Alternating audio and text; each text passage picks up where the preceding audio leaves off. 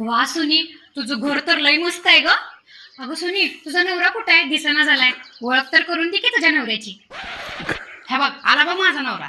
मग दाजी कसे आहात तुम्ही? मस्त एकदम. तुम्ही कसे आहेत? मी पण एकदम छान. अगं सुनी, अगं तुझी चॉईस किती खराब आहे. तुला ह्योच मिळाला बाई, काळ्या तोंडाचा नकटा कुठला.